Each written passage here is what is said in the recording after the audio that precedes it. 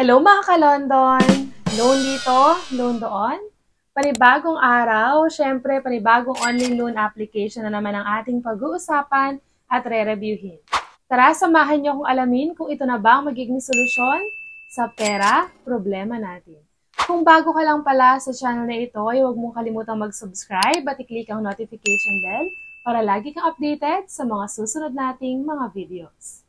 Palagi ka bang nare-reject at hindi na-approve sa mga ina-apply mong online loan application? Naku, etong online loan application na i-review natin ngayong araw ay kung hindi mo 100% ang approval mo is siguro mga nasa 90% dahil na-approve nga tayo dito sa OLA na ito. And yes, talagang na-approve nga ako dito sa in-applyan kong bagong online loan application na ito at magugulat ka na lang talaga dahil marireceive mo na lang talaga yung amount na niloan mo at take note, hindi ito 2,000 pesos lang. And bukod nga sa ang taas ng approval rate na itong i-review natin ngayong araw is pwede kang mag-loan dito ng mula 1,000 up to 10,000 pesos. Kagaya nga ng sinabi ko sa inyo kanina, hindi lang 2,000 ang na-approve sa akin. Kung magkano, yan ang aalamin natin sa video na ito hanggang dulo.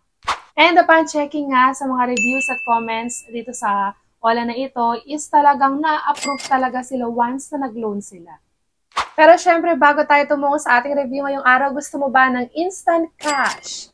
Sumali ka na sa ating pa-instant GCash giveaway. Paano lang bang dapat mong gawin? I-like lang ating video. Huwag kalimutang mag-comment sa comment section dahil dyan ko pipiliin ang maswerteng mananalo. Nagkakaroon ka na ng idea sa mga online loan application and at the same time ay may chance ka pang manalo. So ano pang hinihintay mo? I-like na ang ating video at huwag kalimutang mag-comment. At balik na nga tayo sa ating i-review OLA. Ito daw ay clear rates with no hidden fees. At ang online loan application na tinutukoy ko ay walang iba kundi si Peso Sam. At under ito sa Uncle Sam Akima Lending Corporation. And etong ang OLA na ito ay kasalukuyang mayroong 4.7 na ratings. Kung marami nang na-approve dito na kung mataas na itong 4.7 na ratings na to. Pero syempre, huwag muna tayong papakasiguro. Alam kong excited na kayo dahil narinig nyo na na-approve ako dito sa OLA na ito. At ito nga palang si Peso Sam ay hindi available sa Google Play Store at ito ay available lamang sa App Store or sa mga iPhone users. At dito nga nakalagay, your personal information and transactions are secure. So safe daw ang ating information dito sa OLA na ito.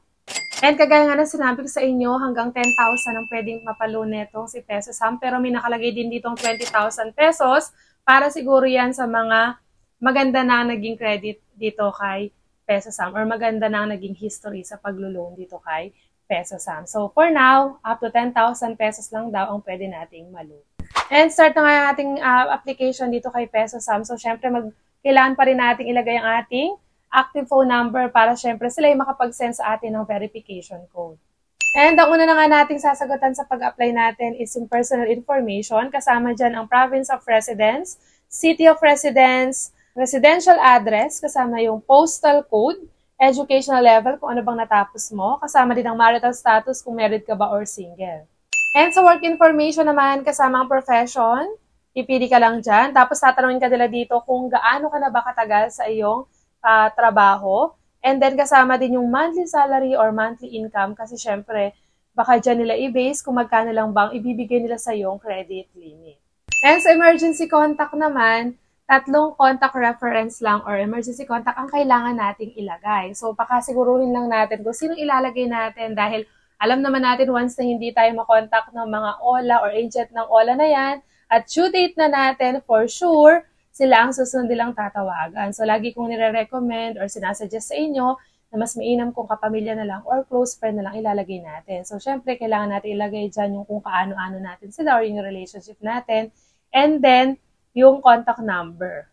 And yung mga ID nga pala na pwede dito sa OLA na ito ay ang mga sumusunod. Pwede ang UMID, National ID, SSS, PIN, Passport, Driving License.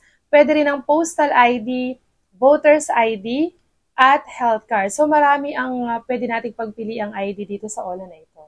And of course, sa bank information, pwede dyan ang bank or e-wallet. At syempre, pwede din sa e-wallet, yung mga sumusunod, GCash, PayMaya, GrabPay, OmniPay, at ShopeePay.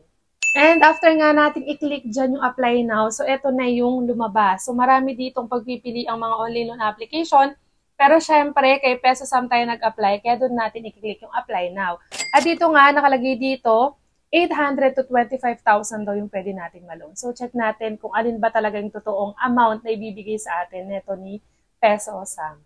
And pagka-click ka natin yung apply now, ito yung nakalagay, 10,000 pesos daw ibibigay niya sa ating credit limit. At ang amount doon na marireceive natin is 9,992 pesos. At ang kanyang interest lang daw is 320 pesos. At meron siyang service fee na 8 pesos. At nakalagay pa nga dito na 120 days daw ang kanyang loan term.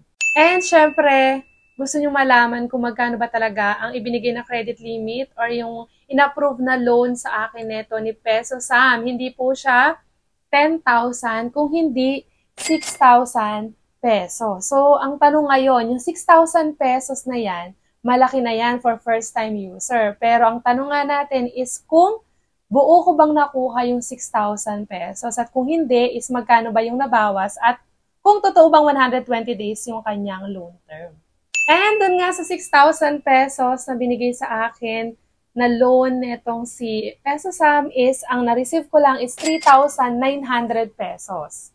3,900 pesos. Ngayon, kung 6,000 yung credit limit, nasaan yung 2,100 pesos? So, nakalagay dito, yung interest is 28 pesos at ang kanyang service fee ay tumataginting na 2,100 pesos. So, ganun kalaki yung mababawas dun sa 6,000 pesos na niloan mo. At hindi po siya 120 days. At eto na nga, medyo malaki yung 6,000 pesos, pero malaki din talaga yung mababawas. Pero syempre, iba-iba tayo na magiging experience sa mga online loan application. Maaring sa akin is 6,000 lang, pwedeng sa inyo para is mas mataas yung ibibigay na credit limit.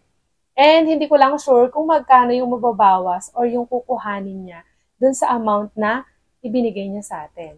Yan yung kabuang loan details ko dito kay Pesosam. Pero syempre, ang desisyon kung itutuloy nyo pa rin ba ang paglo-loan is nasa sa inyo na. Ang purpose lang ng ating review is para bigyan kayo ng idea kung magkano ba talaga yung pinapaloan, magkano yung nababawas, at syempre kung gaano kahaba yung loan term. At eto nga, medyo mataas yung credit limit na ibinigay, pero mataas din yung mababawas. Pero kung kailangan mo ng 4,000 pesos, medyo malapit na to sa katotohanan. Pero syempre, hindi ko kayo ini-encourage na mag-loan. Ang desisyon ay nasa sa inyo pa rin.